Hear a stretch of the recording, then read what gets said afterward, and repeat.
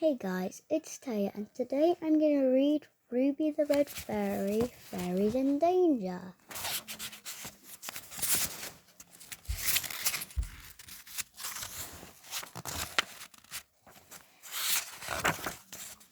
I read it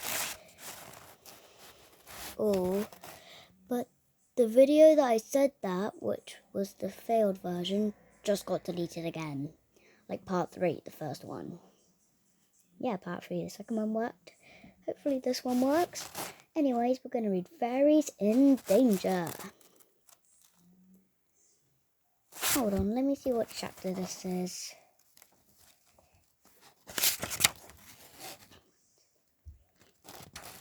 Fourth one, which will be part 4. Bob made it back. What first try? Okay, let's get started. 3, 2, 1. Kirsty stared down at Ruby sitting sadly on Rachel's hand. Of course we'll help you, she said. Just tell us how, added Rachel. Ruby whipped the tears from her eyes. Thank you, she said, but first I must show you the terrible thing that has happened. Follow me as quickly as you can. Second page in 20 seconds. From 1 minute. Let's get back to work. She flew into the air, her wings shimmering in the sunshine. Rachel and Kirsty followed Ruby across the clearing. She danced ahead of them, glowing like a Christian flame. She stopped at a small pond under a weeping willow tree. Look, I can show you what happened yesterday, she said. She flew over the pond and scattered another shower of sparkling fairy dust with her tiny red wand. At once, the water lit up with a strange silver light. It bubbled and fizzed and then became still. With wide eyes, Rachel and Kirsty watched as a picture appeared. It was like looking through a window into another land. Oh, Rachel, look, said Kirsty. A river of brightest blue ran swiftly past the hills of greenest green. Scattered on the hillsides were red and white toadstool houses. And on top of the highest hill stood a silver palace with 4 pink towers. Like I'm rushing every minute. The towers were so high their points were almost hidden by the fluffy white clouds floating past. Hundreds of fairies were making their way towards the palace. Some were walking and some were flying. Rachel and Kirsty could see goblins and pixies too. Everyone seemed very excited. Yesterday was the day of the Fairyland Midsummer Ball, Ruby explained. She flew over the pond and pointed down with her wand to spot in the middle of the scene. There I am with my rainbow sisters. Look, rainbow sisters. We got her. Now where is them? Amber, Saffron, Fern, Sky, Inky, and Heather. The one that's smallest in the picture is looking like Heather, so I guess the author can fit them in.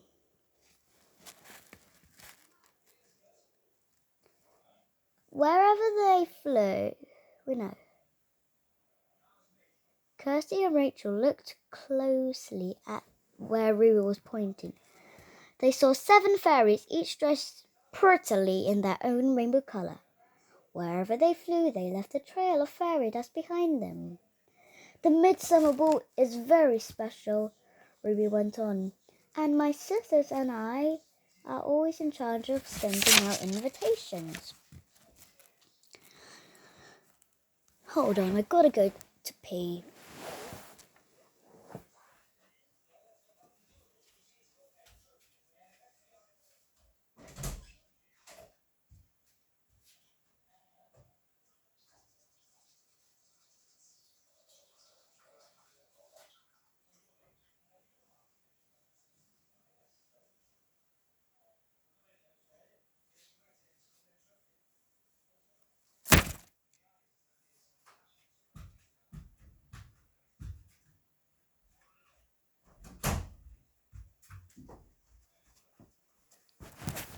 I'm back.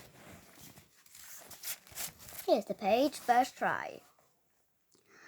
To the sound of tinkling music, the front doors of the palace slowly opened. Here come Queen Oberon and King Titania, said Ruby. The Fairy King and Queen. They are about to begin the ball. Kirsty and Rachel watched as the King and Queen stepped out. The King wore a splendid golden coat and golden crown. His Queen wore a silver dress and a tiara that sparkled with diamonds. Everyone cheered loudly. After a while, the King signaled for quiet. Fairies, he began, we are very glad to see you all here. Welcome to the Midsummer Ball. The fairies clapped their hands and cheered again. A band of green frogs in smart purple outfits started to play and dance, and the dancing began.